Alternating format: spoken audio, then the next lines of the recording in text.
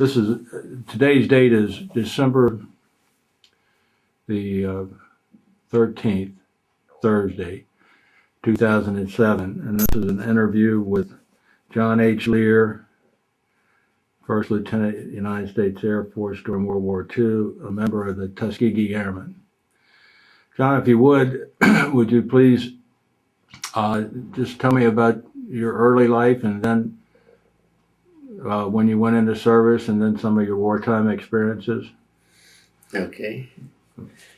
Well, Ray, I guess I was born in 1920, May 17th, 1920. I was born at the time I was living in Clinton Springs on Clinton Springs Avenue, 211 Clinton Springs in North Avondale.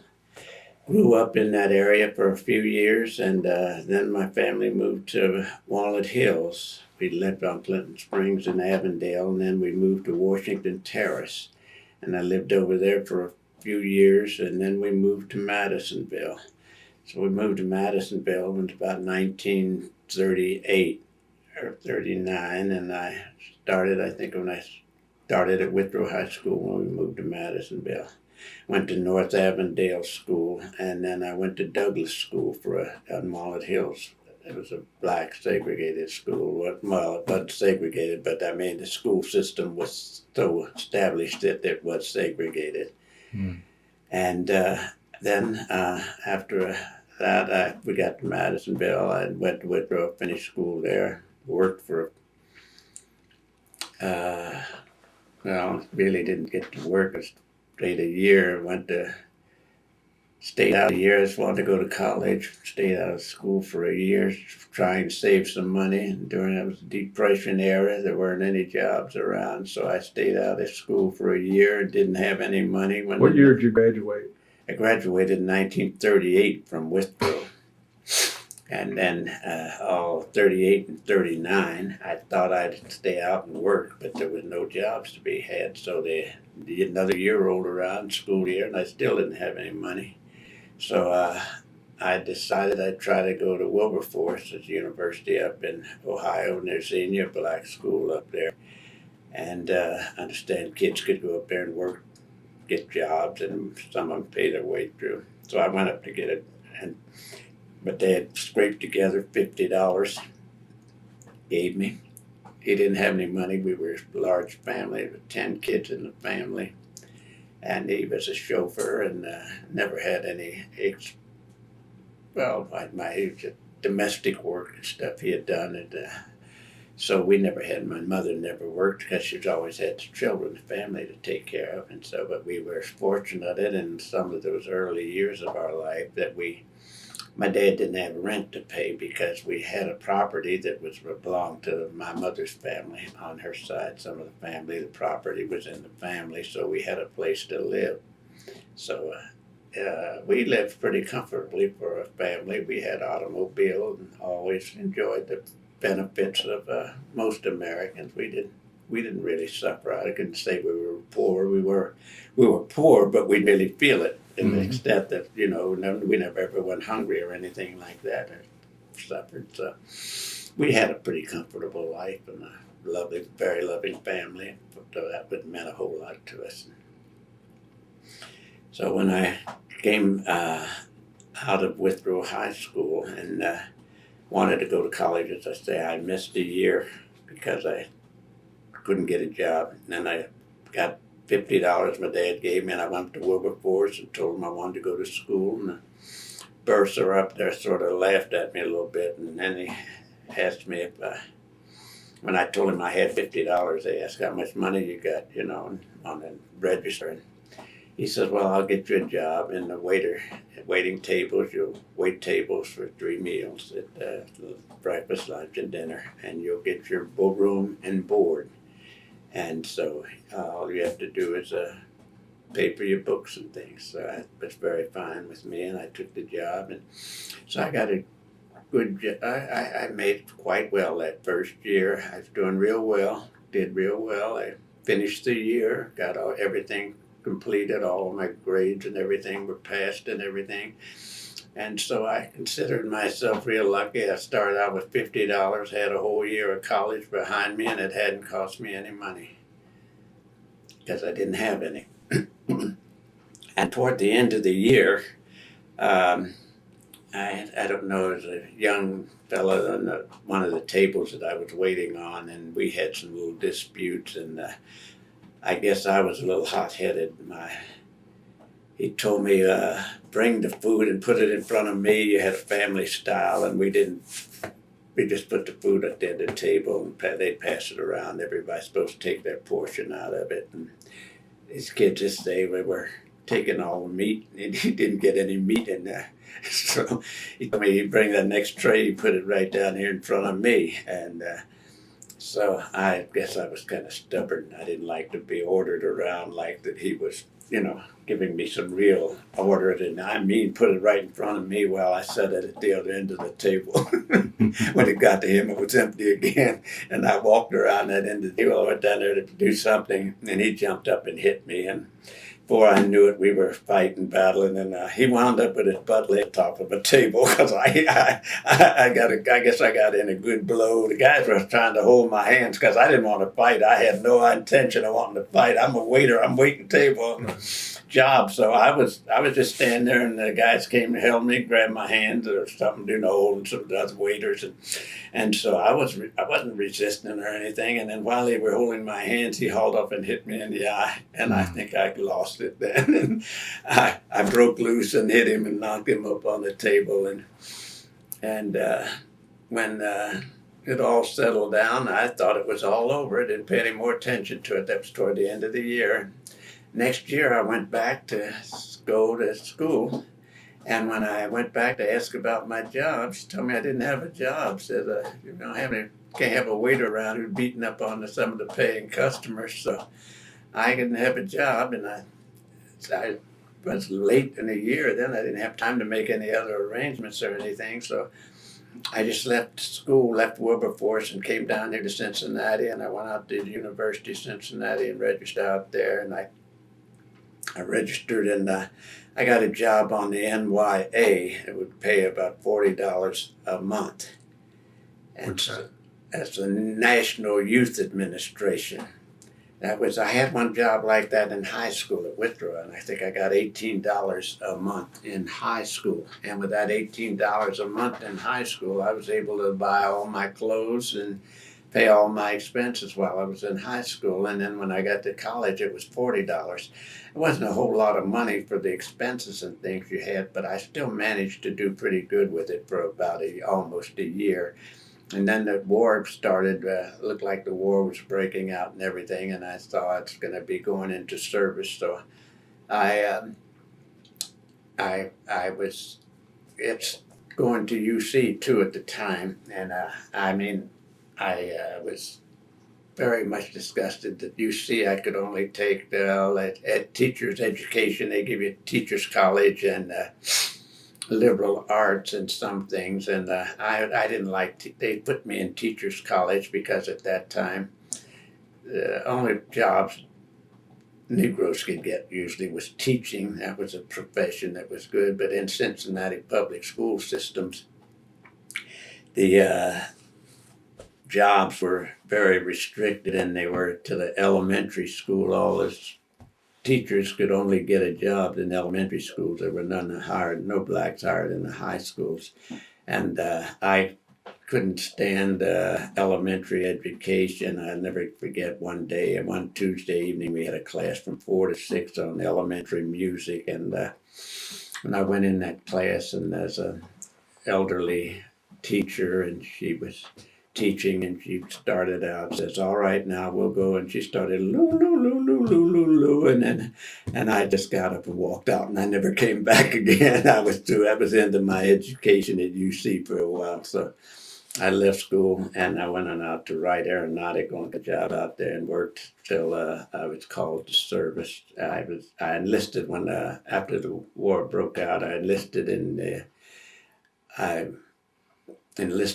the Air Corps. I heard they were going to have a program training black pilots. What year? What month and year was that, John? That was it was in January of 42, I think it was, when I went down and enlisted.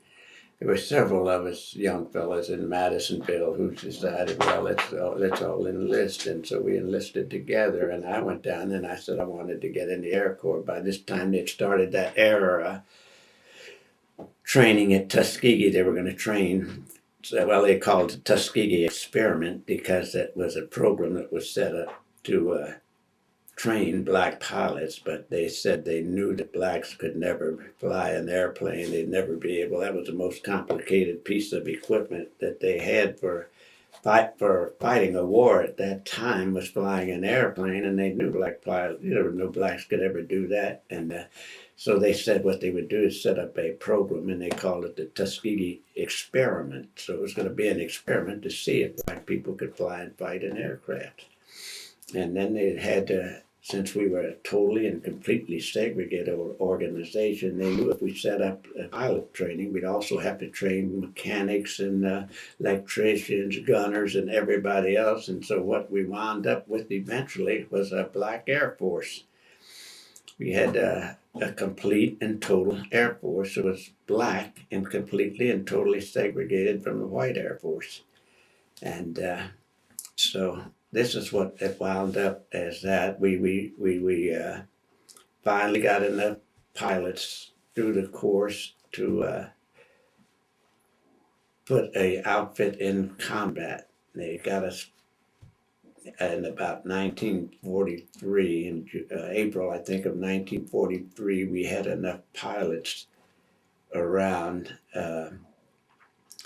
to get a squadron, and they called that the 99th Fighter Squadron, and they sent the 99th Fighter Squadron overseas to North Africa, and they flew in North Africa from, I think it was April of 43, and I graduated in July of 43, so they were at Tuskegee for a while I was training down there. They were still trained at Tuskegee. They were flying the P-40 aircraft, and then they were sent overseas in about April, I think it was, of 43. They were sent overseas for combat. Now, they had been training for about a year. They had a few of those guys trained, and nobody wanted them in combat. Nobody wanted the black pilots, but they finally sent them over to attach them to a group, and they were not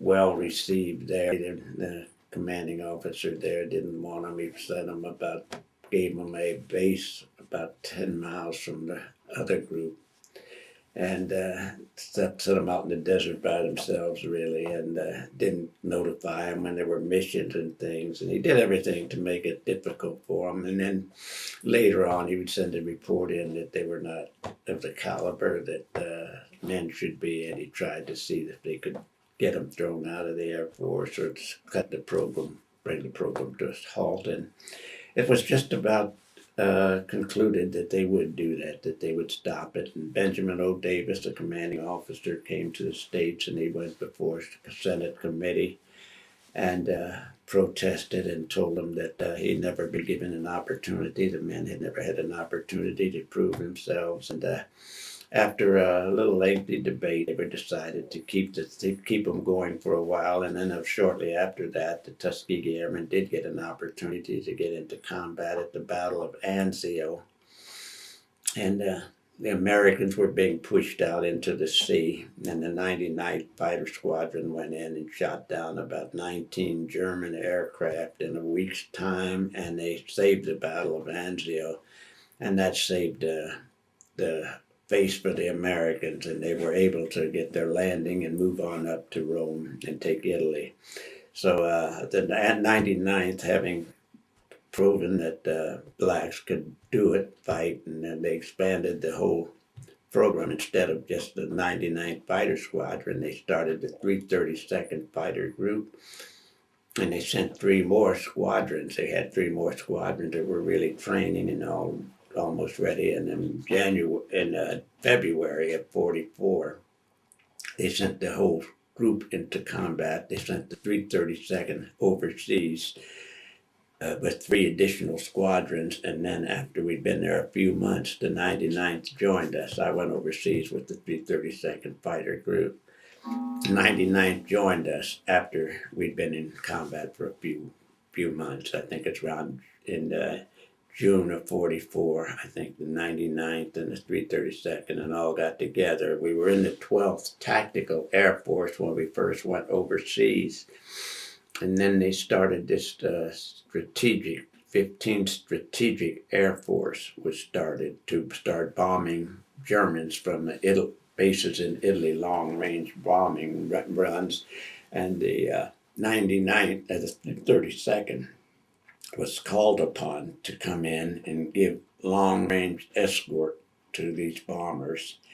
And so we had been flying P-39s and P-40 aircraft with the Tactical Air Force, and we got in the 15th Air Force. We switched to P-47s, so we started escorting the bombers in P-47 aircraft. And we flew those for about a month, and then we started getting P-51s. Well, we had the old P-47s that the white pilots had used, and then when they got the P-51s, we got their old P-40, P-51s, and we flew their older aircraft for a while until we were able to eventually get some new aircraft. But that was almost a year or something afterward. But we got into the 15th Air Force, and then we flew quite a few missions all over different parts of Europe, from Europe and the Balkans and all of those areas. And I flew 132 combat missions with them. And What squadron was that, John? I was with the 332nd Fighter Group and the 301st Fighter Squadron. There were 4 squadrons. We were the only group in the Air Force at that time that had 4 squadrons. The normal had 3 squadrons. So we had the 99th Squadron, 100th, 301st, and the 302nd. 99th, 100th, 301st, and 302nd. So those were our 4 squadrons.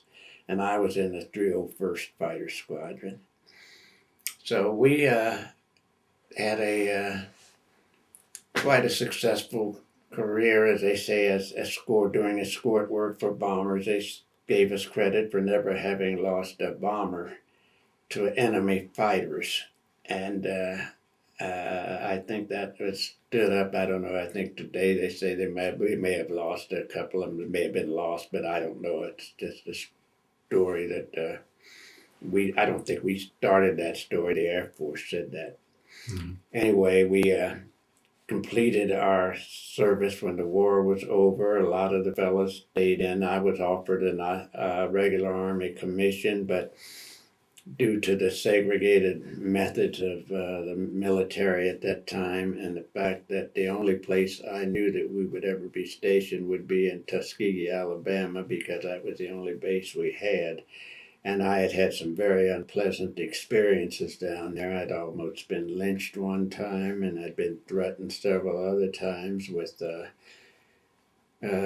death, really. And I just couldn't see myself taking the risk of staying down in the South there and being in the military. So I resigned my commission and got out of the service. When I got out of the service, I came back, and on the GI Bill, I went to the University of Cincinnati and got a degree in political science with the intention of going on to law school. But I got waylaid somehow, and had some relatives and people who were in the funeral business, and they talked me into going into the mortuary. So I went to embalming school over Cincinnati College of Embalming, spent a couple of years there and graduated. And then I went to work with the aunt that was in the business, and she was an aunt only through marriage. And I thought, well, we didn't get along too well, and I asked her. She was 84 years old at the time. She had 2 funeral homes, one in Evansville, Indiana, and one in Henderson, Kentucky. It's across the river from it. And I So I worked down there for a while, and I was trying to find out what her plans were as far as leaving these things. She had some men there who had worked for her for quite a few years, and I didn't know what her. She had given me the impression that she, wanted to keep some family members in it, but then I found out she really didn't, and she made no provisions for me to be in there, and I wasn't. So I left that business, and I went back and came back and worked out at Wright Aeronautical Company for a few years, and let's see, I don't know where to get started now. Well, But let's see. you kind of skipped over some of the experiences in World War II with when you were flying the P-51C, I think, wasn't it? Yeah. And you had 132 combat missions. I remember you telling something about one over Greece, and then one where you had the encounter with 4 German planes. Maybe you can recount some of that for me. I had one. I think that was the biggest one I had was and most people never know this, and it's never been recorded in history any place to my knowledge. But I fought the whole German Air Force off at one time. Now that was I found that out in 1995. But on, I think it was August the 14th, 1944, the Germans were bombing the Hermann Goering tank works in Linz, Austria, and we of the 332nd were given the job of covering for the Allied bombers while on this bombing mission over Linz. And as I recall it, as we got in the Linz area, we had 16 planes in our squadron that day, and we were splitting up and in groups of 4, and we'd weave around the bombers. And so the group of 4 that I was with, we had Harold Sawyer, Starling Penn, myself, and another guy. Can't remember his name right now, but anyway, the 4 of us split off from a regular formation, and we were getting ready to set up to weave over the bombers when all of a sudden Harold Sawyer, who was the leader, called out, break right, break right. Well, that meant we were under attack, and so I broke right real fast, and I turned around, and when I turned around, I see this plane on my tail shooting at me, and so I had to keep turning, keeping back after him. And then when I looked, there were other planes, and I never saw so many planes. The whole sky was full of German planes. And about that time, Sawyer called, "Hey, Leahr, where are you? Where are you?" I said, "Hell, I'm back here." I said, "The sky is full of German planes." And I just told him, I said, "Ain't no point in coming back because there's nobody back here but me. And all I see the other 2 guys. By this time, I saw 2 of the other guys that were in the flight. And both of them, I saw them get shot down and going down and caught fire. Saw an engine on one of them, and I saw the other one get hit, and he was going down.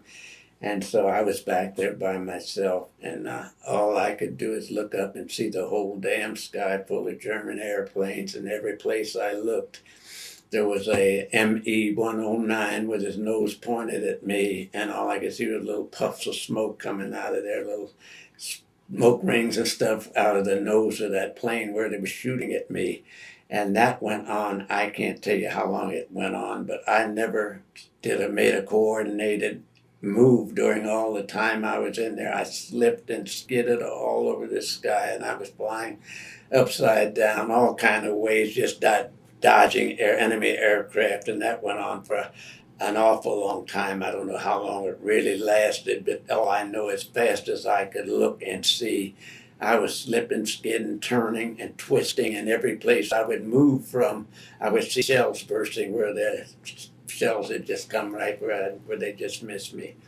And when finally I got to the point where I got into the speed, slowed down, turned, and twisted so much that I didn't have too much room to maneuver any longer, and I felt like it was the end. And so I just said, well, I dropped some flaps, and we had the war emergency boost.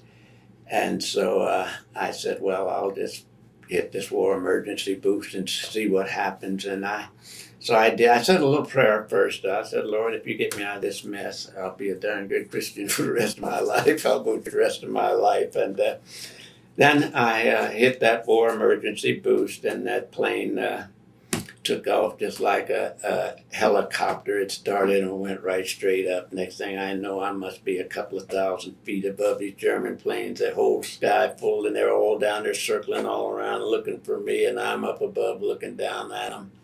And I went back to base. I made it back to base, and by the time I got back, why, they had a critique and everything, and everybody had thought I was shot down, and thought they'd lost 3 planes out of that one flight, and I came back anyway. We just took it as another routine mission, we just lost 2 men, and I didn't know until 1995 when I read a book. My son was at Washington. Artie had been to Washington, D.C. and got a book called Segregated Skies.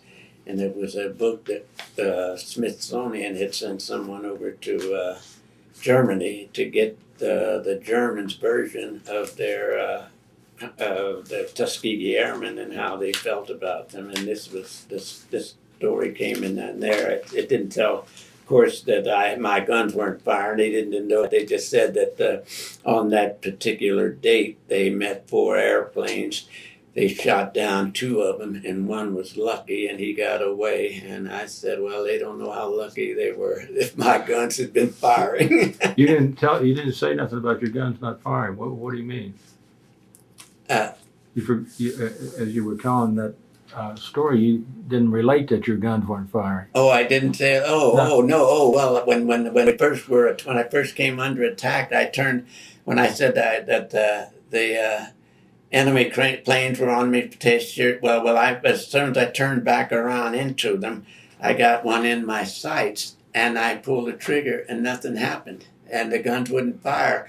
And I'm still turning and maneuvering like mad because they're still coming in at me from all directions. And I got another one in my sights, and it was twice, and I pulled the trigger, and nothing happened. And that's when I knew I was in trouble. And that's when Sawyer called me and asked me, Leahr, where are you? Where are you? And I told him I'm back here and my guns aren't firing, and I'm surrounded by enemy aircraft. And I said, I don't have any, I can't fire my guns, and I'm in the hell of a condition back here.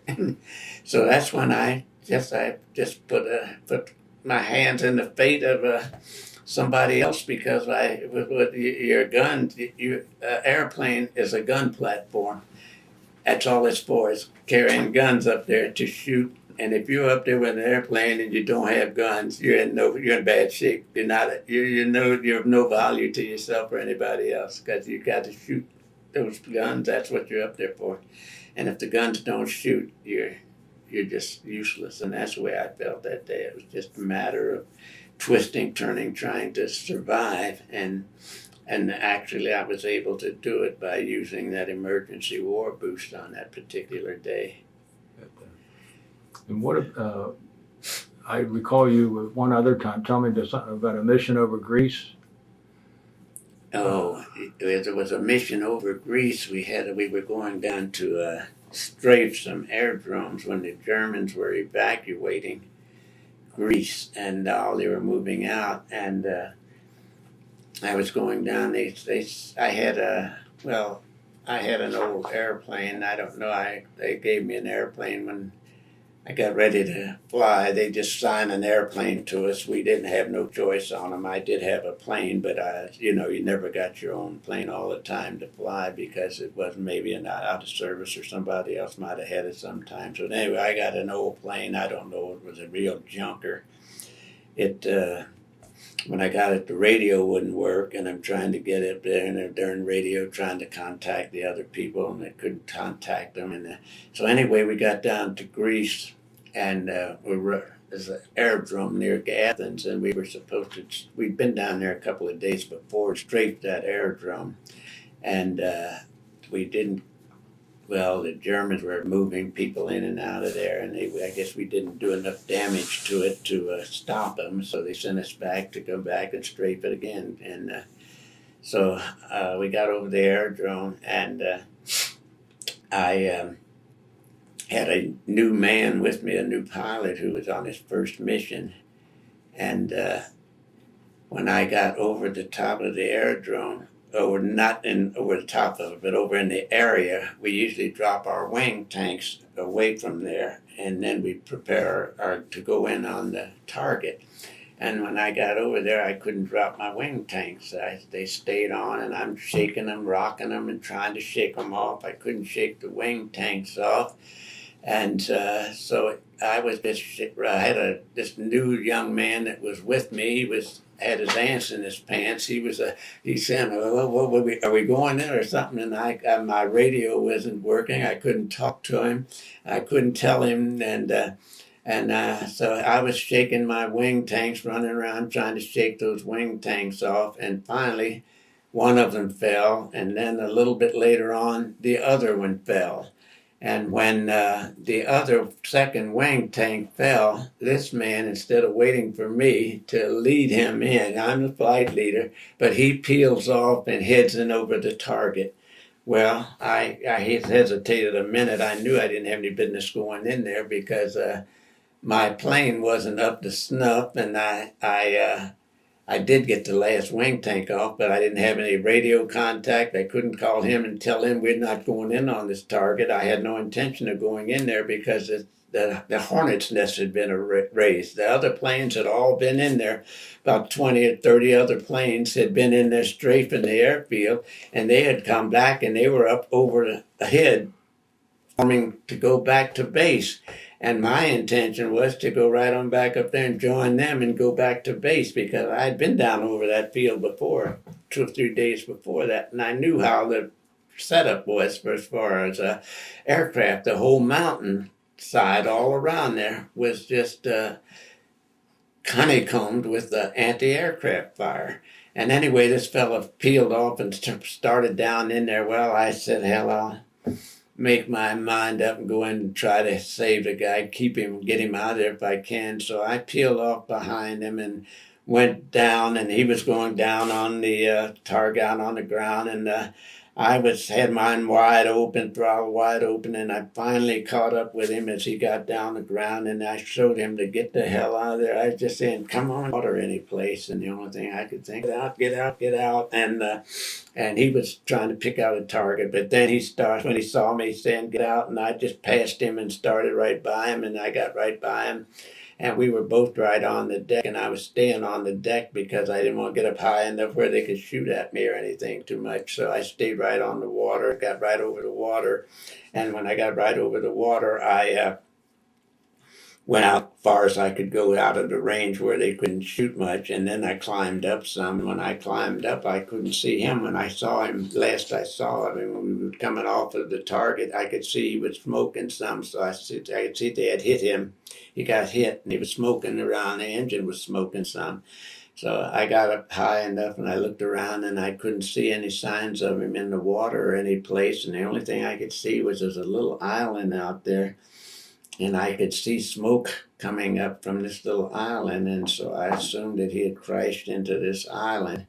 And so when I went back to base, I had to report him missing in action, probably killed, because he was out there. There's no trace of him out on the water, but since there's a lot of fire or something on this island, that he crashed and killed and died. And so I was really surprised. About 6 weeks later, a C-47 came into the base, and this guy got out of it all bandaged up, had his head bandaged up and his arms in a sling and stuff. And I asked him, well, how did he survive that mission? And he said that his plane, when he got hit, he said he couldn't get enough altitude to get up to bail out. So he just climbed up some, and he said, and he's climbed up, the plane was starting to stall some. So he was on near this island, said, so he just stalled down through the trees and mushed down through the trees and landed on this island.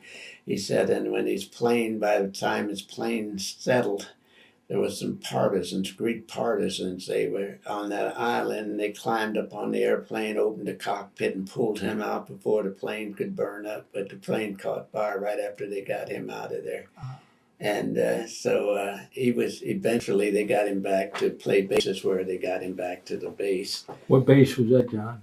Montecavina. No, that was Ramatelli. We were in the Ramatelli area in Italy. And anyway, they got him back to base, and he was a lucky guy. And they told him he had his arm shot up his neck. He had bandaged him up, his head bandaged up and all. And they told him it was just his second or third mission, and he hadn't been on any missions or anything. They told him, well, you can get home and then go back and come back. And at that time, I was finishing up my tour of combat. And so I had finished. That was, I think, was around close to one of my last missions. Anyway, he didn't come back. He wouldn't come back to the States, and then flew a couple of more missions. And the next mission or two, he was killed. Oh, so he never got to appreciate having a close call and living through it. yeah. But he was a very eager young man wanting combat, and he was not as smart young man as I thought he should have been. He wanted to do it. He went on to do it his way. Instead of following the procedure, you don't go with your leader. You follow your leader. You don't go jumping out, showing your leader how to go. And that's what he did. And he almost cost me my life too, because it's a matter of discipline, and you have to be disciplined in a combat situation. No time for exerting. John, what's the story about you and Herb Heilbrun? Well, Herb Heilbrun and I happened to be a couple of guys that we met. I was giving talks around town after World War II. I had given a lot of talks around town about the Tuskegee Airmen in Cincinnati, and one day, I think we were being honored by the mayor downtown Cincinnati on Fountain Square someplace. And after the ceremony, this white pilot came up, and we were in a hotel suite. We were having a reception in the hotel suite, and this white pilot came up and gave me a big hug, and I didn't know who he was or anything, didn't remember anything about him, and he told me that he was a bomber pilot, and that we had escorted him on many missions in Italy. So we talked a while, and I checked some of my records, and I saw at least 2 missions that I had escorted him on, and he had thrown, I think they had to fly, I think the bomber pilots were flying about 35 missions, and they were getting to come back home because they had real tough missions. See, they had to line up, go right through all the enemy flak. The enemy would be there waiting for them, knowing when they're coming to the targets. They'd have their guns set and their shells all calibrated. They'd have the altitude that they were coming in at, and then when they would go in over that target, I've seen that real bright sunny day, and when those bombers got over there, you think you're in one heck of a thunderstorm. It'd just be black. You couldn't see through it. It's a foot of black so thick, and all you could see was fire, powders, shells bursting, and these planes had to fly right straight through that in order to drop their bombs. So those boys went through a heck of a lot. We fighter pilots could move out to the side and sit out and wait for them to come back off the target. And when they came back off the target, a lot of times they were shot up pretty badly. And we would stay with them and escort them, because that was the time that most of the German fighters would come in and shoot down the bombers. They would be crippled and handicapped, and the bombers, they were just sitting ducks, and those German fighters used to come in and shoot them down, just like flies. So I talked with some German pilots after the war, and they said that, they'd just shoot those guys down, sitting ducks. So anyway, we would protect them as far as we could on the way back home, and then sometimes they could bail out or get out, or sometimes they'd just have to ditch the plane, or else they just go as far as they could, and then we'd leave them. Don't know how they'd get back, whether they ever got back all the way or where they got, but we'd try to get them to some place where they were over friendly territory, so if they ditched the plane, they could be saved by friendly people. Mhm. So that was.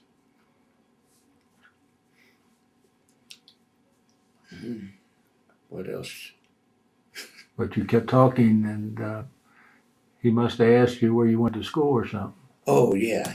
Herb asked me where I had gone to school, and I told him I went to North Avondale. Herb and and he said he went to North Avondale school too, and he asked me, "Were you in Miss Pitchell's third grade class?" I said, "Yes, I was in Miss Pitchell's class," and he said, "Well, I was in that class too," and I didn't remember him. I knew some of the kids that were in the class, or a few fellas in there that I remembered, but I didn't remember ever having met him. And he says, "Well, I've got some pictures at home of this class," he said. And in the meantime, we'd had a few luncheons and got together. My friend, he and his wife, and we'd had dinner together a few times and sat around and talked and got to know each other pretty well. And anyway, that one evening we were talking about where we'd gone to school. I knew he had gone to Hughes High School and I'd gone to Withrow, but I asked him, I told him I'd gone to North Avondale Elementary School, and he said he had too. He lived right across the street from the school almost. And so he got this picture of Mrs. Pitchell's third grade class. He's a pack rat, and Herb had everything that he ever saw. I don't know where he kept them, but he had all the pictures he had, and had that picture of Miss Pitchell's third grade class. And when he brought the picture out, it showed the two of us standing almost ear to ear, touching, the ears almost touching, and neither one of us had remembered the other one. And that was very unusual. Now, I did remember some of the kids in the class. I mean, Art Spiegel, who's a federal judge, I remembered him, and we kept in contact somewhat. And there's another guy who was a federal judge, Carl Rubin. He's deceased, but Carl would they were both lawyers, and Carl would send clients. If he had a client, I was in the investment business and selling stocks, bonds, and mutual funds, and a couple of times I had clients of Carl who had wanted some money for him in accidents and things, and he'd send them to me and tell them to come see me and let me invest their money for him. And I'd done that on several occasions, but I'd never heard of Herb Heilbrun before or anything. And anyway, when I met Herb and he was saying he was in that class, well, and they showed me the picture, and I still didn't remember him. He didn't remember me, he said, but he remembered there was a black girl in the class. Her name was Mary Louise Hillman, and he said he remembered her because his mother's name was Mary Louise Heilbrun. And so he knew that, but knew her, but he didn't know me, and we were the only two colored kids in the class. But anyway, I started talking. I asked him, I said, well, I've been giving talks for years about telling how we escorted bomber pilots and bomber crews around Europe. And I said, I still do a lot of it, and if you would want to, I would like for you to join me, and we'll go tell the story together. And he said he would, and so we started talking together, and we wound up we were invited up to Harvard. We spoke up at Harvard University and received the Harvard Foundation Medal for Intercultural Relations, and we spoke at a lot of the large colleges around the country, and we're honored and received a lot of honors and things. And eventually there was a book written by a story of Herb and myself. It was written into a book by John Flashman, who is an author who was a medical author and stuff like that. And he met us, and he wrote a story for Air and Space magazine, and that story went over quite big. And then he just says, "Well, maybe I'd like to write a little more." And so he came by and got a collection of all the photographs and things, and got a lot of my history. And he did the same with Herb. And then he wrote this book. It's called Black and White Airmen: Their True Story. And it seems to be a very interesting book. It sold a lot of copies, and it's a very remarkable book. It's wonderful. I think it was put together beautifully, and it tells the story of two men who had no knowledge of each other, and yet they became friends older, about 50 or 80 years, something after they had been in school together as kids. They became friends, and I think the whole idea was that, as John Fleischman, who wrote this, said, that he wrote it for young kids, 12 and under, because he wanted them to see friendship could be over across color lines and things like that. Mm-hmm. And he wanted them to see that, you could be dependent on each other, for your lives could be dependent on each other sometimes, and you never know what's happening in a democracy. And so the whole idea was to break down some of the prejudice ideas and things, and to keep young kids from building up those ideas and racial prejudice and stuff that America has been plagued with for years. Right. John, what was the name of your plane, and how did you get the name? My name, the plane that I flew, was Vena Rose, Benarose, and the name was named after my fiancée. At that time, I was engaged to a young lady. Her name was Horbena, Horbena. Her father's name was Horace, and I understand that her father said that he wanted a child named after him, and his mother and his wife said, "Well, when the next child comes, it'll be named after you."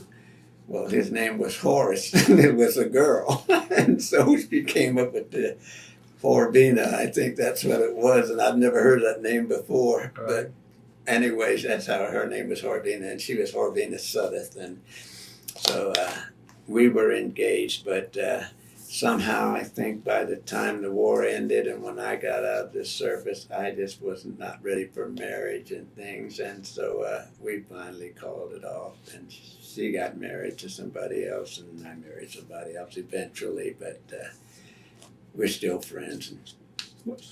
That's the Vena part. What was the Rose part? Oh, the Vena Rose. Rose was my mother. Her name was Rosalia.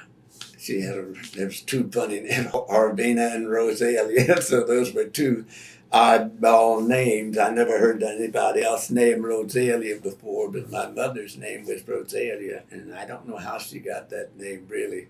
Mm-hmm. But I called it Vena Rose. That was my plane's name. Okay.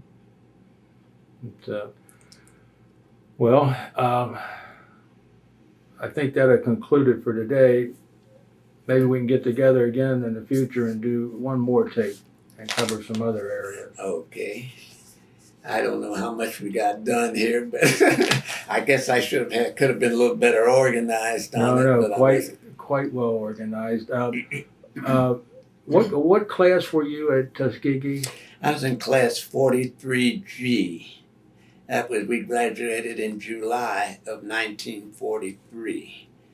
And I was fortunate enough to be a classmate of Chappie James, who became the first black 4-star general in the Air Force after the Air Force became separate.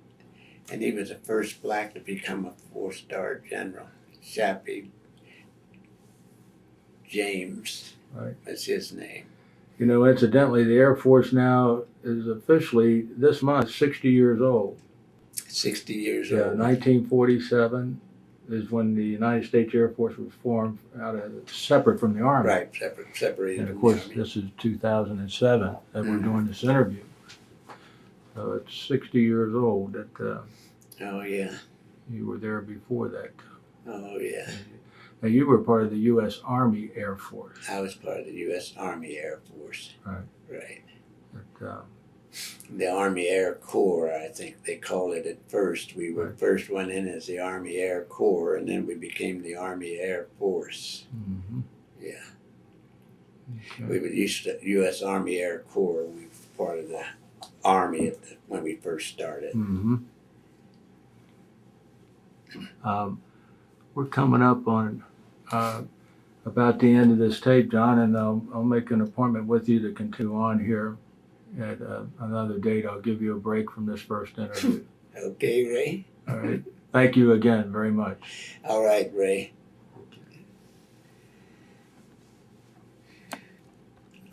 Today's date is December the 17th, 2007. This is a Monday. And this is the second part of the interview with Lieutenant John H. Leahr of the Tuskegee Airmen. John, if you would, maybe you can tell us about some of your classmates and fellows that you flew a lot of missions with before we go into the civil rights era. Okay, well, my classmates, I guess one of the most outstanding would be General, first black 4-star general in the Air Force was one of my classmates, and he and I were roommates as Chappie James. We call him Chappie. Daniel James was his name. Very fine fellow. He's from Tuskegee, Alabama. He was from Alabama, and he had been to school at Tuskegee, but he was from Florida. And Chappie was he was a heck of a guy. He was our leader. He and Leahr, they were two guys who both stayed in the military, and Lee became a colonel or a lieutenant colonel. I'm not positive whether he was colonel or lieutenant colonel, but Lee stayed in, and Chappie, those were the only two fellas I think that stayed in, and both of them rose up pretty good ranks. One of them came out a colonel, and the other one, well, he came out as a 4-star general. And I don't think that you could look for many more of that out of a class of 26 guys, and you get about, I think, Lee and Chappie. Let's see, were there any other fellows that stayed in the military? I think one. What about McGee?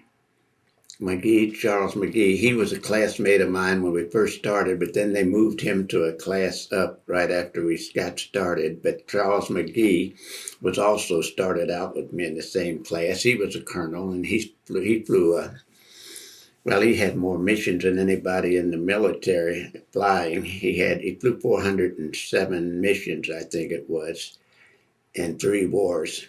He flew in World War II, the Korean and Vietnam Wars, and had a real remarkable record and highly decorated, real fine fellow. I knew Charles. We corresponded for years.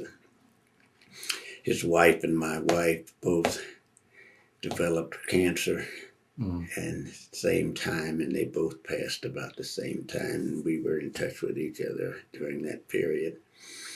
So I see him occasionally now, and he's still doing good, going nicely. And Lee Archer, who's the only Tuskegee Airman to have shot down, well, he thought he would have 5 of them, but he wasn't. He thought he was an ace, but they only gave him credit for 4.5 planes. So Lee was a little bit disappointed in that, because Lee was the type of guy. Some guys were really gung-ho to get that ace, to be an ace. I never was that gung-ho to be an ace. I was in there to do a job, and all I was going to do was do the job best I could, and I wasn't really worried about becoming an ace. If I got to be an ace, fine. But that was the way some of the guys were, and they were, and McGee, I was not a real military man. My soul was not in the military. McGee's was, Charles McGee.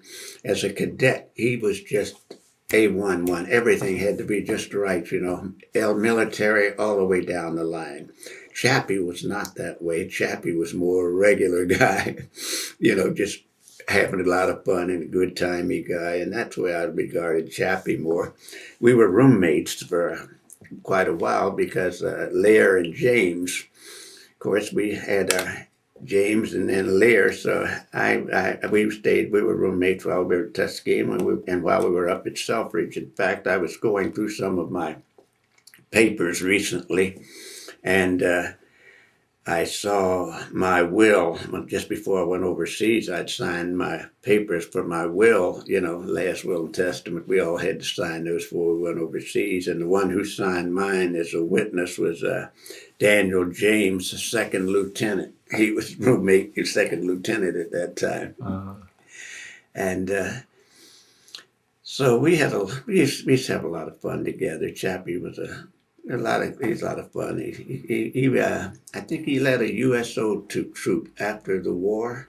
I think he got a troop together of USO and led them around the country in the USO. Chappie could sing and clown, and he was a actor, put on, and I think one of his brothers wrote him a letter and told him to quit being a damn clown and act like a soldier or something. I know one brother was kind of teed off at him because he felt he was acting too much, putting on too much of the clown's part. But Chappie knew how to deal with people, and he made 4-star general, but he didn't take any stuff. He was a real soldier. I'm going to say that. He was a good soldier. He was a good pilot, a good flyer. I'll never forget one day when we were in advance, we got a new flight instructor. His name was Gorin. I forget what his first name was, but he was a little short guy, and he was, I think he was scared as hell of airplanes. I never saw a guy so sorry a flyer who could ever get to be a flight instructor, but they sent him down to Tuskegee, and he sent him as head of our class, Chappie and us, and then the 4 of us in that flight, 3 or 4 of us in the flight. And we were advanced at that time, and we would go up. He would fly before I would, and when he'd take me in, and we'd go over some maneuvers. He'd tell me, Chappie taught me this at the last session. When you just come down with Chappie teaching the instructor how to fly and what to do. So it didn't give me much courage in that guy. And I'll tell you, one day we were out flying, and we had a little auxiliary field near our main base, and where we used to go over and shoot landings and things like that. And there were a bunch of people on the auxiliary field there to stay when we flew over it. And then he thought he'd have some fun, so he came down and he buzzed the field right down, and then he pulled that plane right straight up. We'd fly an AT-6. And he's that guy looking at him back down, laughing at him on the ground, and I'm sitting there sweating because we're about to stall out. And sure enough, bam, here we go into a whip stall right up there just above the treetops. The plane fell off, the nose down, and we were heading straight for the ground because I didn't think we'd ever, and I think I pushed the throttle full forward. The engine finally caught, and just before we hit the ground, we pulled out of it. And I'll tell you, I wanted to beat the hell out of that instructor, but I'll tell you, I had to hold my temper and things up there. I started to tell him I wouldn't fly anymore with him, or wouldn't be in that flight, but that's advanced. I was just 3 or 4 weeks from graduation, so I kind of kept my cool and let it go. I think they finally shipped that guy out. I don't know where they shipped him to or anything, but I hope the heck he got it. We never did finish flying. We were supposed to fly some hours at night flying before we finished, and we were my flight, Chappie, and the four guys I think were in our flight, and I think we still had 2 or 3 hours to get before we graduated. So the night before graduation, we met down on the flight line, and we were supposed to fly. And I think we sat around and talked for 3 hours. What was your class number? Class 43G. 43G. 43G. And yes. what's that mean? Well, that's the 1943, and G, I think, was July. I see they list the classes A, B, C, D, E, F, G, or but if they maybe don't get some a month or something, but they give them the class. They, that So you graduated July of 43. 43, right. Mm-hmm. Where did you go from there? Well, from there, I went up to Selfridge Field, and we flew out of Selfridge Field, Michigan, took training, gunnery training, and stuff like that up there. And I got out in July of 43 and went up to Selfridge Field, and from there we went up to Oscoda. That's another sub-base to Selfridge Field. It's up across the lakes up in northern Michigan, and we did some flying out up there. It was winter time, it was cold, and we got some cold weather flying done up there. And after I finished up at Oscoda, we went overseas in January of 44. We were sent overseas, but the 332nd Fighter Group went overseas in January of 44, and we went over with them. Where did you go? We landed in Toronto, Italy. I think we got there, it was in February when we got there. We had about 30 days, I think, going over in Liberty ship, took a Liberty ship over across the Atlantic and North Atlantic in January. It was not Where'd you board the ship at? Well, we boarded it at, I think it was Camp Patrick Henry. I think it was Patrick Henry in Virginia at Fort there someplace. I'm not positive right now. My memory isn't as good as it used to be. But you boarded out of Virginia, though? I think it was out of Virginia, yeah. I think that's where we left, out of Virginia. And then you went to Toronto. Toronto, Italy, yeah. And when we got to Toronto, Italy, we were moved to a base at Monte Corvino. That was up in the interior some, and we got there in, I think it was latter part of January or early February, part of January, I think it was. And it was cold as hell. And we got in those 4x6, trucks, the old trucks. Right. And that's the only transportation we had. So we were in the back of these trucks, and we were damn near freezing. We were going through the mountains. It's cold as hell.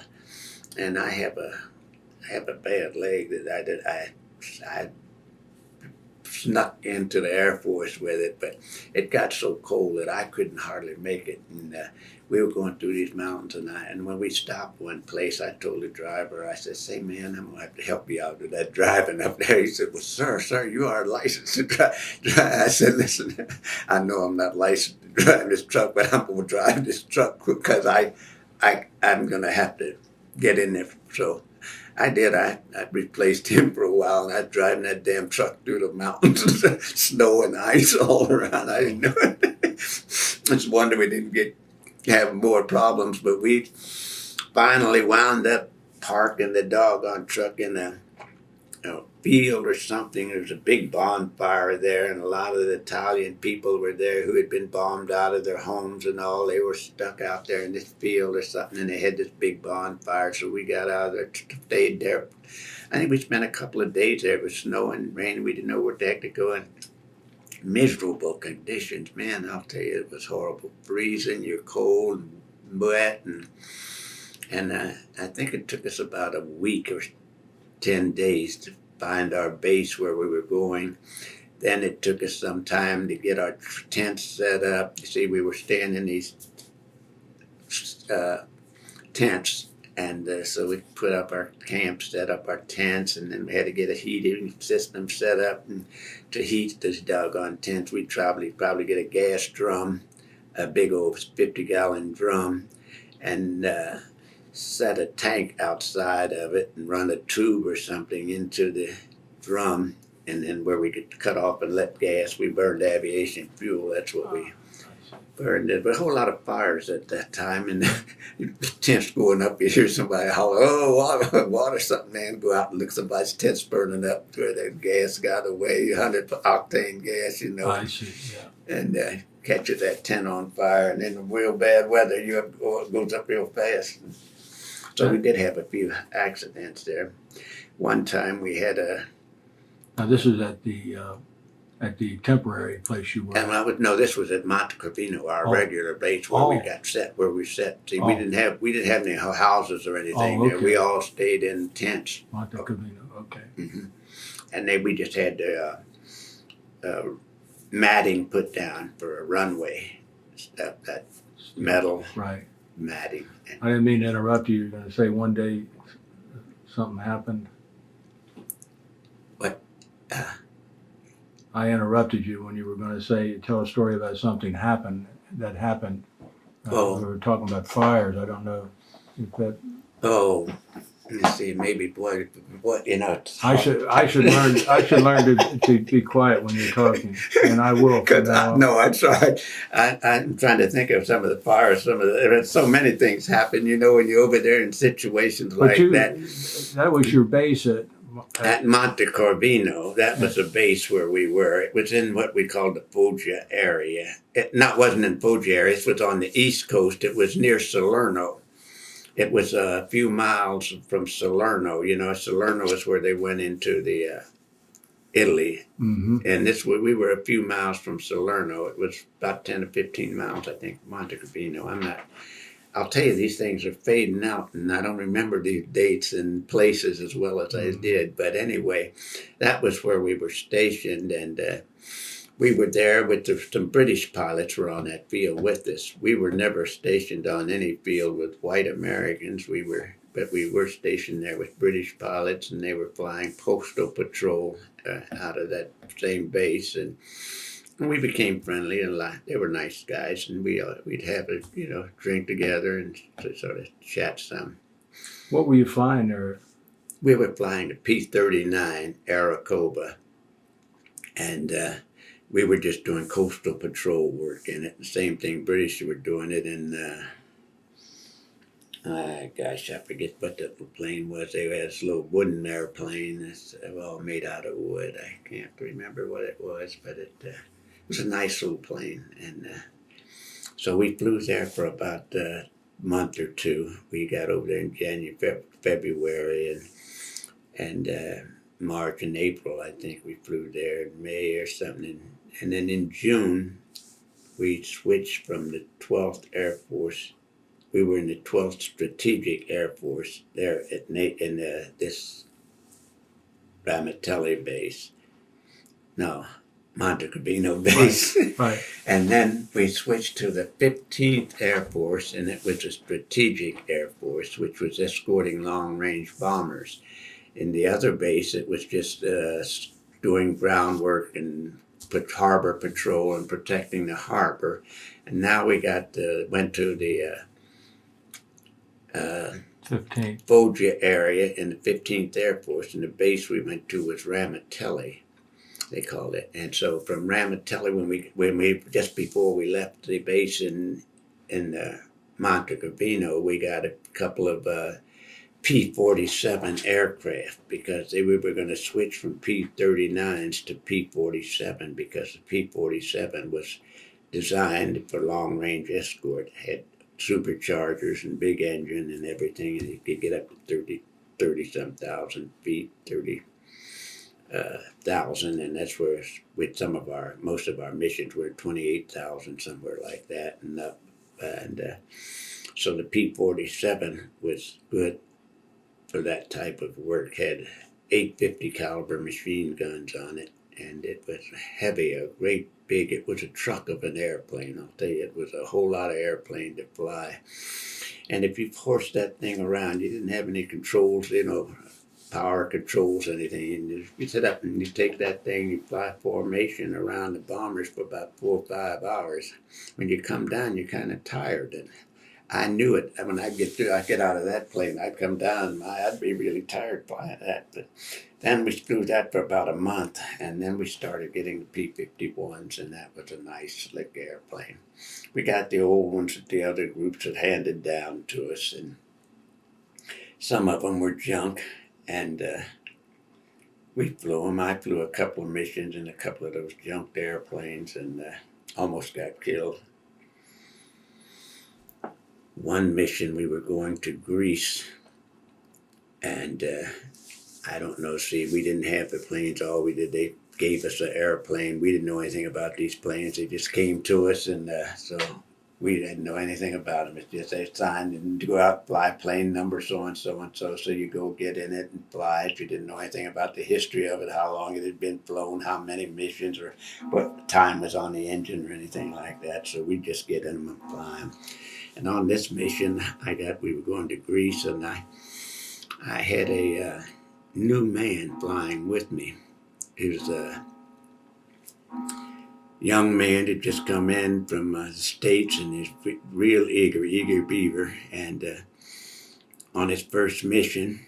And it was the second time I'd gone to this target in Greece. I'd been down there 3 or 4 days before that, and I knew the target pretty well, and I knew what we were going to run into and what it was like. So we'd go over the Adriatic and all down over into Greece area, and then we'd come up around top of the airfield. It was near Athens, and the airport was right down near the water, so we could come off of the mountains and come right down onto the airport, strafe the aerodrome, and then head out over the water. We could head out over the water, and that way we would have a shot at the airfield and not give them too much area to shoot from us. Anyway, when we got down there, I was just with this plane. Before I got there, I was having trouble communicating with this fellow. My radio wasn't working, and so we couldn't communicate. And we got over the target, and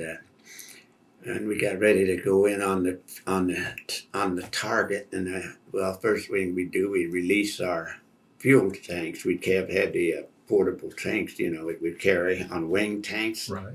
And you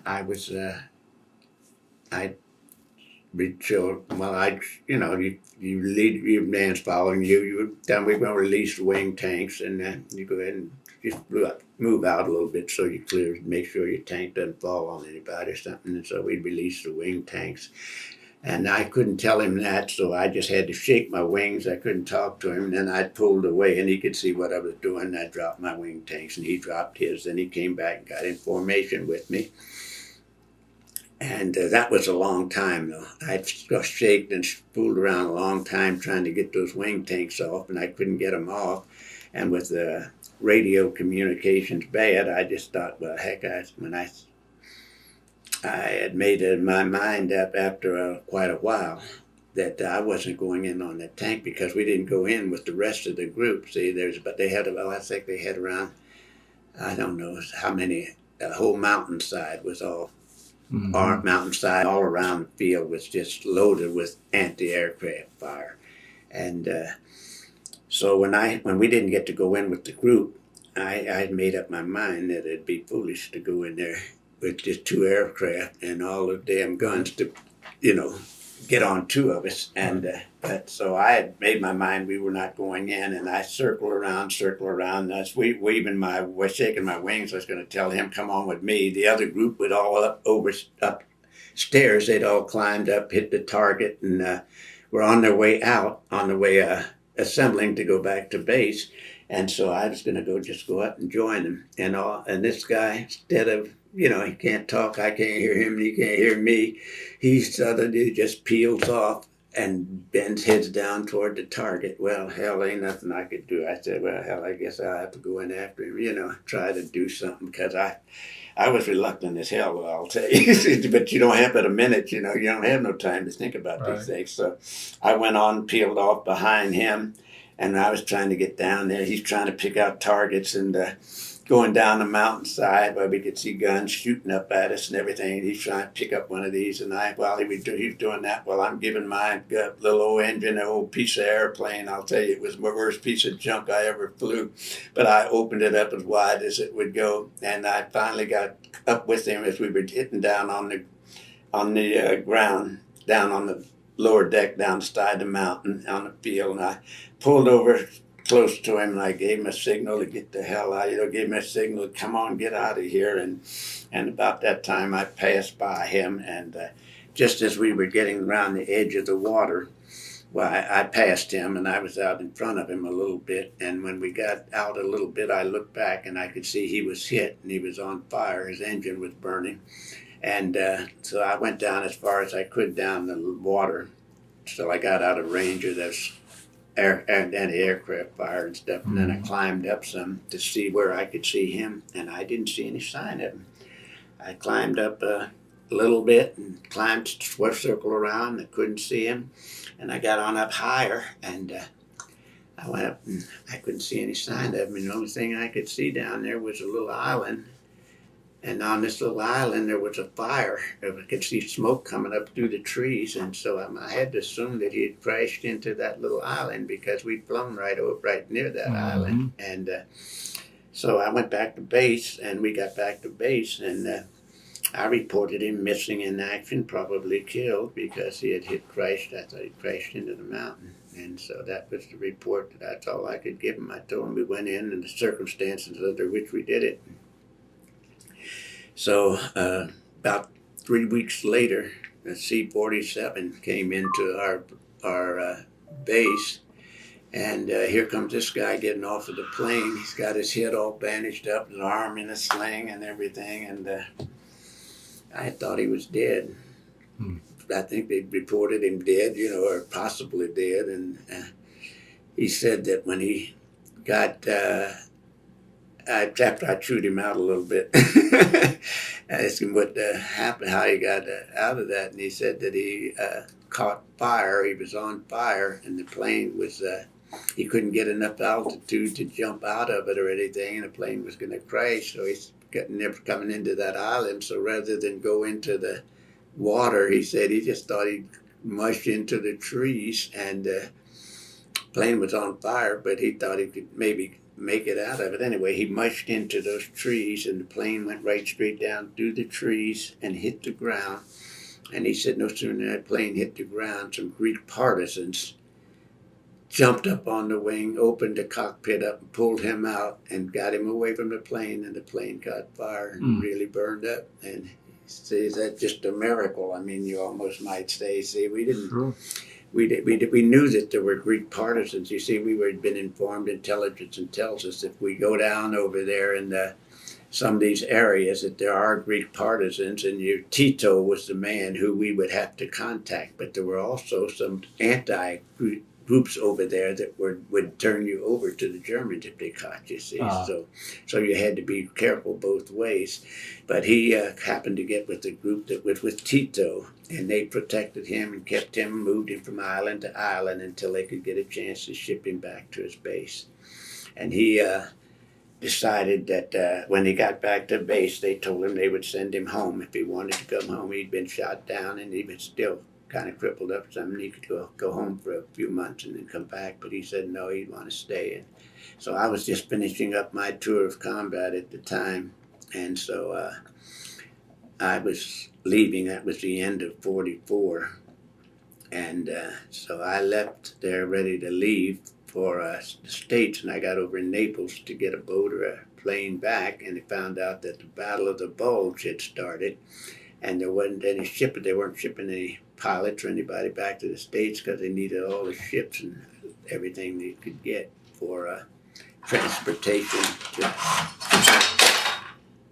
It's just a mailman bringing my mail. I thought we had a giant dog coming in. Sounded like my dog scratching at the door. That's why I had to.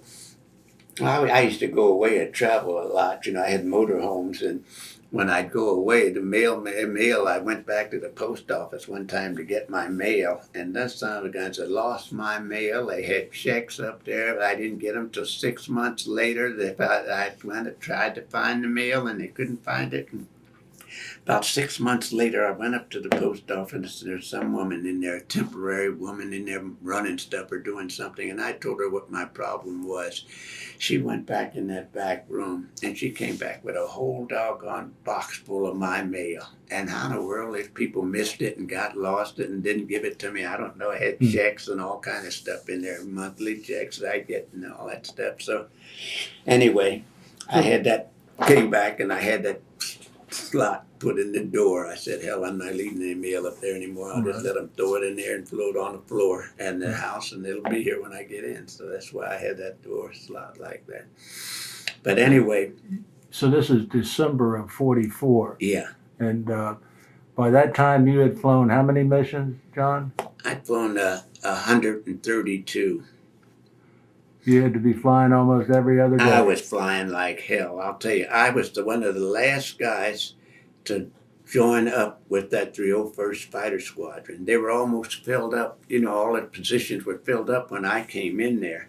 So if I wanted to wait to be a captain, I had to wait till all of the guys in front of me finished tours of combat and were sent home. And I wasn't going to wait for all those guys. So when I got my missions, they told me, well, you can go home if you want, or if you want to stay around to some of these other guys, you get, you know, some of these guys need, you know, somebody gets shot down or something, we can make you a flight leader and stuff like this, and I'd be a captain. I said, listen, I'll take my trip home and take my chances. I know I ain't gonna get no promotion back in the States or anything, but I'll go home and see what's out there. And I came back to the States, and they were at this time they were training starting this bomb group, a B-25 group, and I became first I came back. I became an instrument instructor, and so where? At Tuskegee. All of our training was still done at Tuskegee, the one base.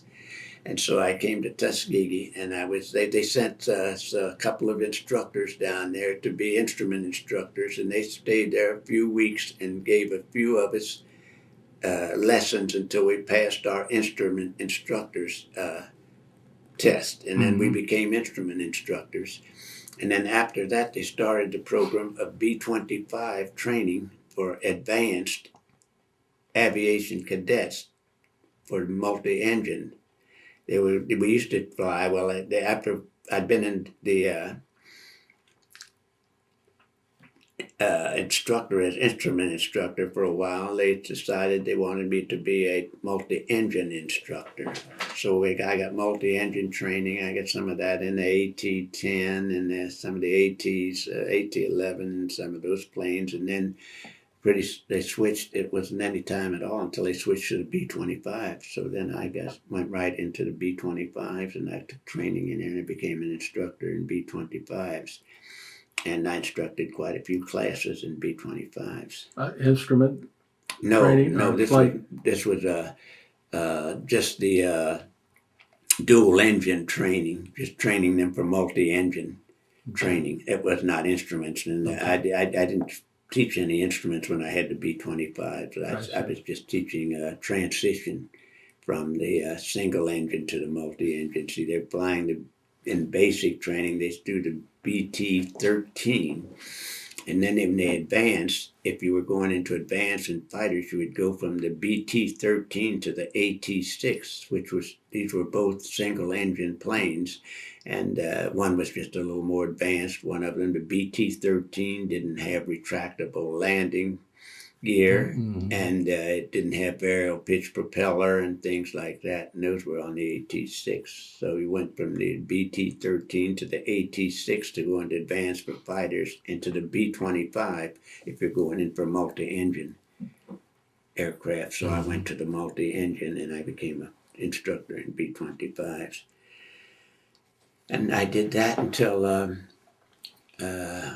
I decided, I guess, I had an opportunity to get out of the service. They told us how many hours and stuff we had to have credits for overseas and everything else to get out of the service. They had a set of rules and things that you had to go by. And I had decided at one time that I wanted to stay in the military. And since I could fly there, I knew that. Well, I made up my mind I wanted to fly and I'd stay in the military. So I had made application all before you left. You know, they asked you if you wanted to stay in and I said yes. And so I had decided that later, after staying at Tuskegee for a while and feeling some of the racism and the prejudice and stuff that was down there, I made up my mind that I couldn't stay in the military under those conditions.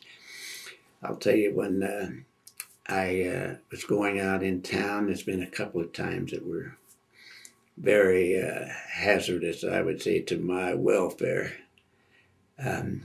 on one occasion, there were 4 officers, and we'd been out someplace to a party, I think over in town or someplace, and we were coming back to base, and on the way back to base, we were stopped by a white, well, I would say he was just a little redneck thug, but he was a police officer. He had police badge, and he had a gun, and he had all of the, it's one of them little communities or something. And anyway, he stopped us and asked, "Where you niggers going?" Well, I wasn't so attuned to the ways of the South, and so I just burst out and said, "We're not niggers, we're officers in the United States Army Air Corps."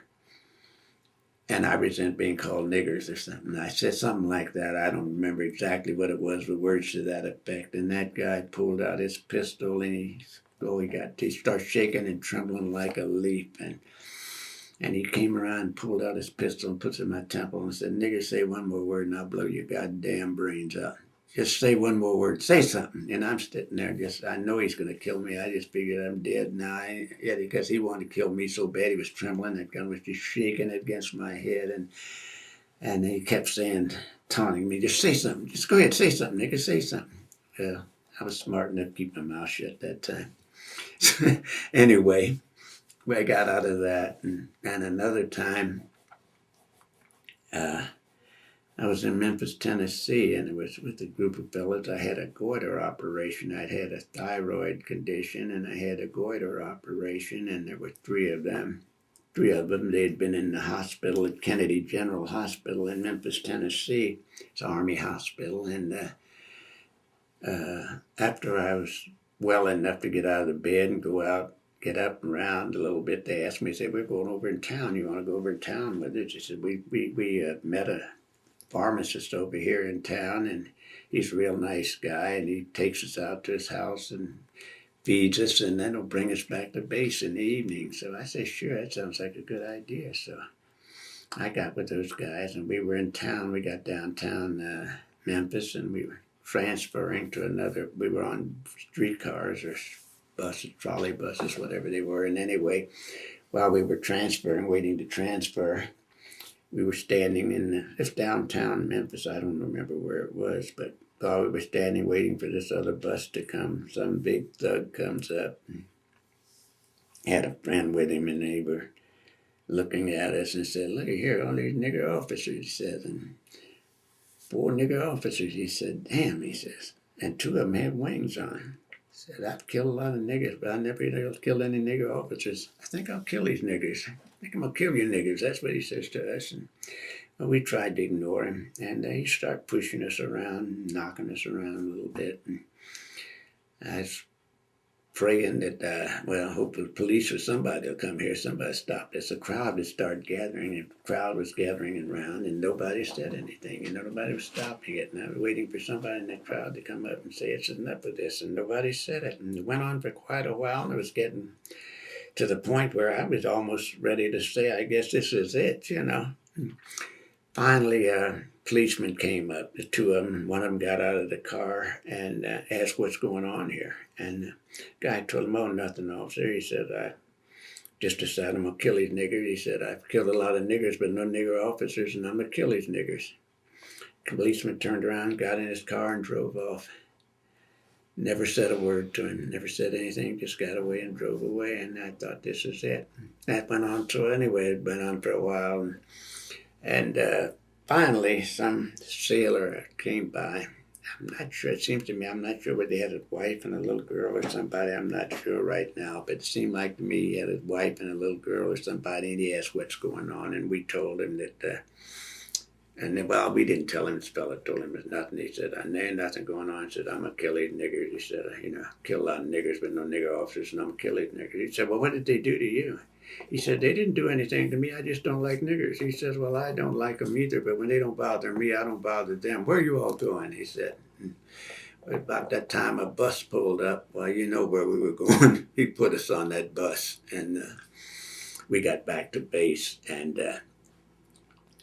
I got into the base, and I called up Tuskegee, and Lee Archer, one of my classmates, had come back from overseas by this time, and he was the operations officer. And I told him, Lee, I said, Lee, I got to get the hell out of this place. I said, how soon can you have an airplane up here to pick me up? He said, first thing in the morning. What time you want to be there? I said, come over about 7 or 8 o'clock in the morning.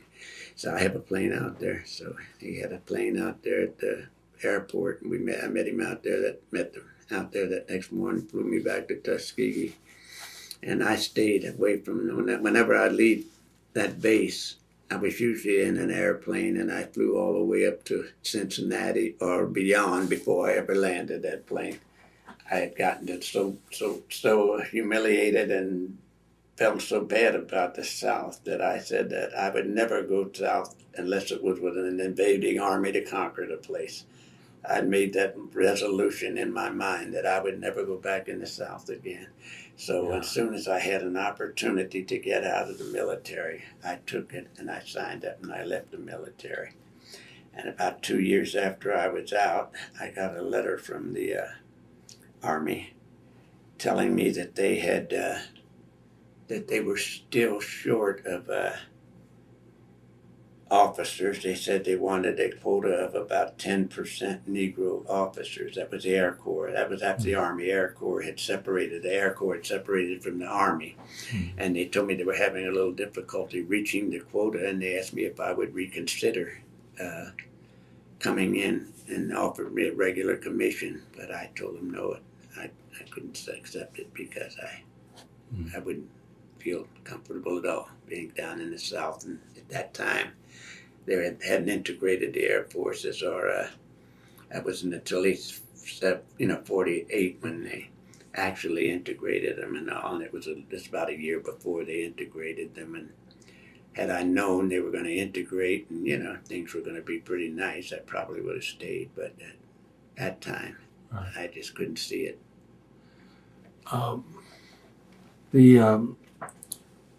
John, maybe you could take and tell me about your mom and dad and your grandparents and how you ended up in Cincinnati.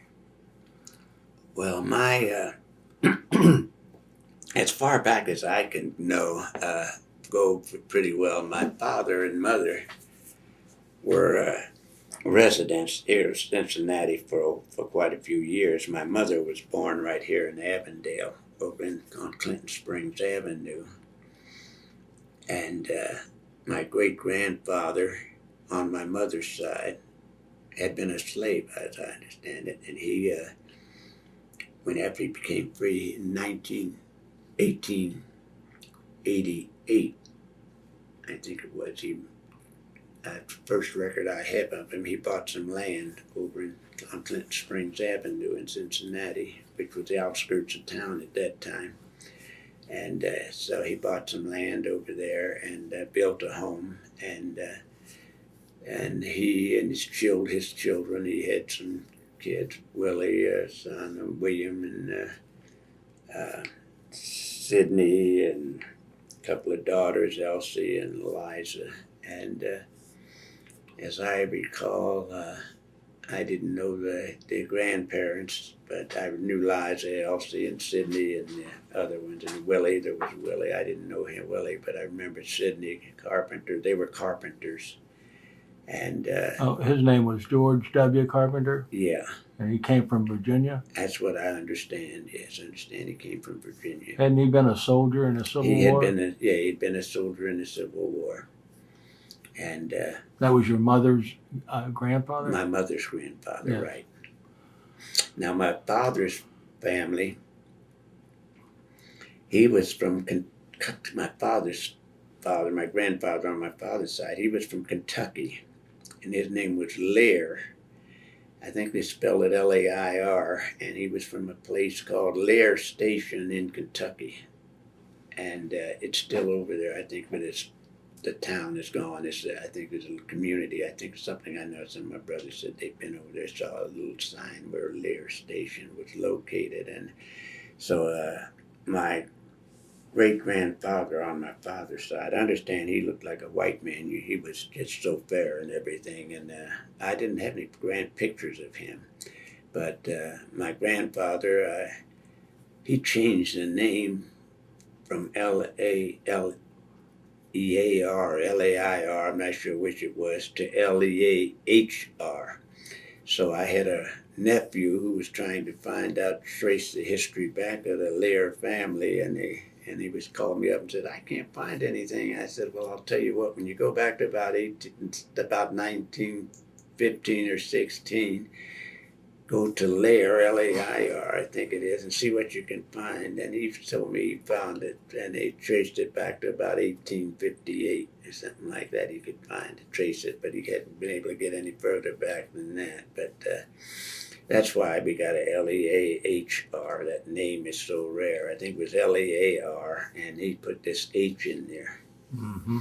I don't know whether he got in trouble or something. I thought I might have heard something. I said he went to prison or something. Maybe he hit somebody or hurt somebody or something. Who's that? My great-grandfather, and he had served some time in prison. Because my dad wouldn't talk about it much, so I don't know whether it was true that he had killed somebody or something and served prison time. But I know I heard my dad speak that he had a period in his life when he was with this women were looking out for him. So I think that must have been while he was in prison or something.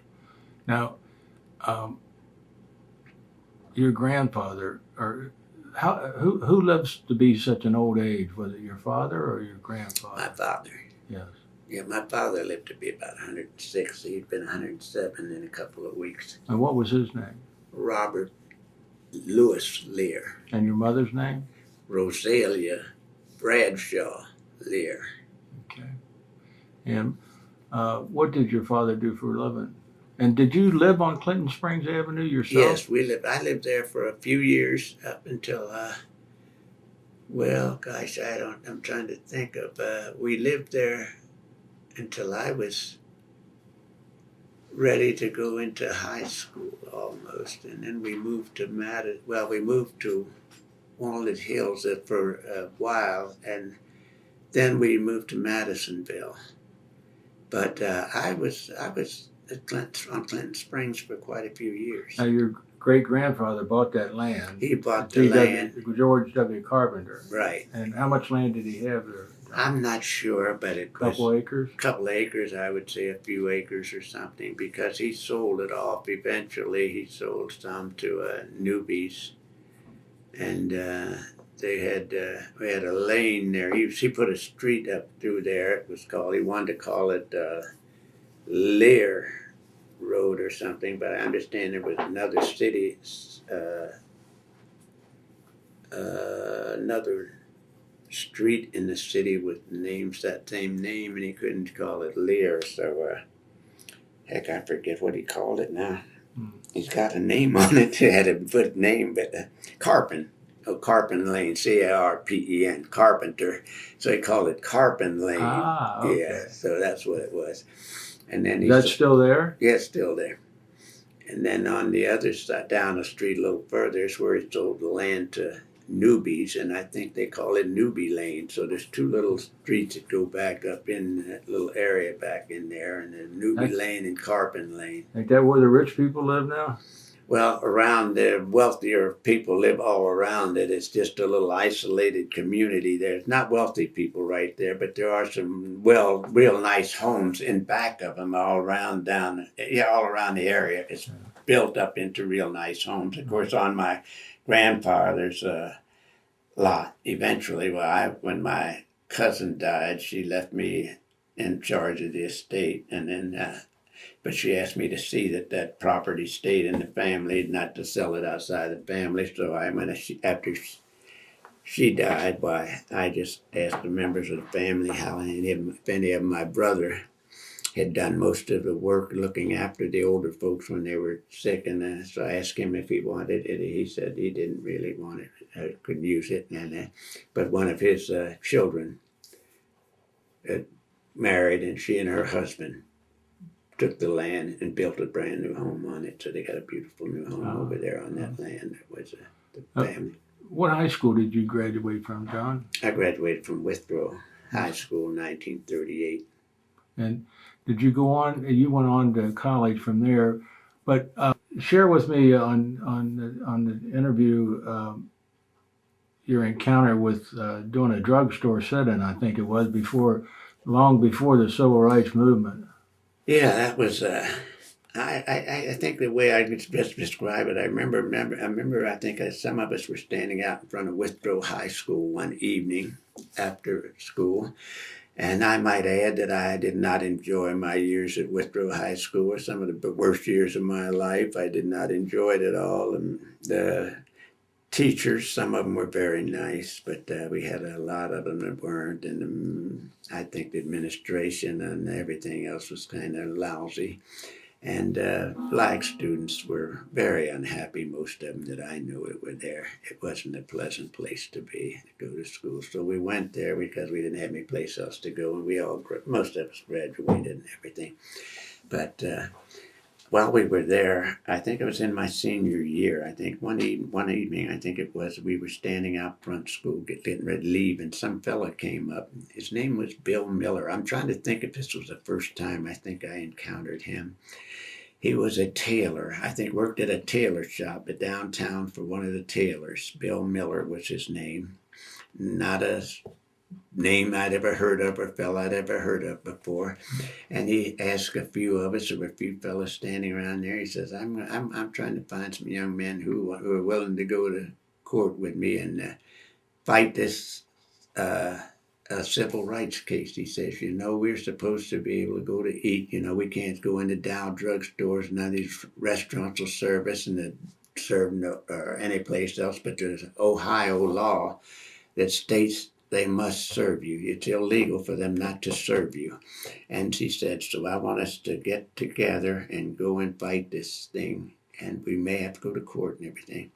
So there were several of us that got with us. I think there were some Gaston brothers, Roger, Harold Gaston, Andrew Merriweather, and myself. And I think there was one other fella. I can't think of who it was right now, but I'm pretty sure there was another fella there with us. And we met with Bill Miller a few times.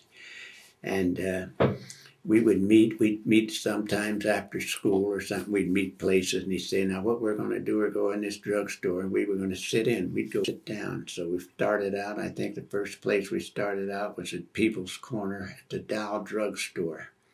So we went into the store and sat down, and they wouldn't serve us. They refused to serve us, and we didn't do anything. We just sat there and sat there and sat there, and then when we sat there a few hours and nobody would serve us, Bill says, well, and I'll tell you what we'll do. We'll go outside. There's a policeman outside. We'll go out and tell the policeman to come in and arrest this guy. He didn't obey the Ohio laws. So we went out and told the policeman. The policeman said, you're right, but I can't arrest him. He says, what you'll have to do is go out to the court, file a John Doe warrant against the manager of the store at that particular time, he says, and then they will get him and bring him to court, and then you'll have you fight your case that way. Well, so we went through the procedure. Bill Miller went to court, filed the papers and everything, and then we had a court date set up. And when we got there, I'll tell you, I never saw so many people coming into a courthouse. The Dow drugstore must have had 5 or 6 attorneys, and they had about 15 or 20 witnesses, and there wasn't a soul in that store almost all that Sunday afternoon when we were there. And all of these witnesses got on the stand and swore that we had cursed and stomped and jumped on tables and were just horribly unruly and everything. And I'll never forget, I think that the young attorney's name that the city appointed or the county appointed, state appointed to defend this case, I think his name was John Hershey, if I'm not mistaken. But I'll never forget him asking some of these witnesses, asking the manager when he cross-examined him. He said, these people were in there cursing and standing on the tables and jumping and cursing and tearing up and banging on stuff? He said, yes. He says, did you know there was a policeman stationed right outside the door and you didn't walk out the door to get the policeman to stop this? And that man, he looked like a fool then, Right. because there was a policeman out there all the time at that time, see. But anyway, we lost the case.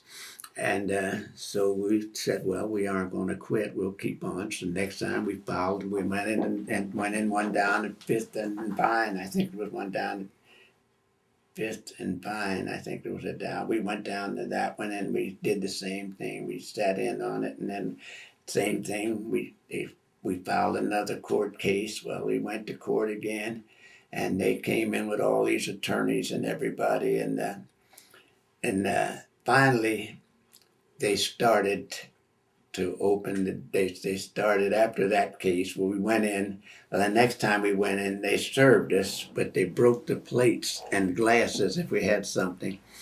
And so we would order more and more, and the more we'd order to break up the plates, see, they'd break up all these plates and stand there, we stand there and laugh at them, see?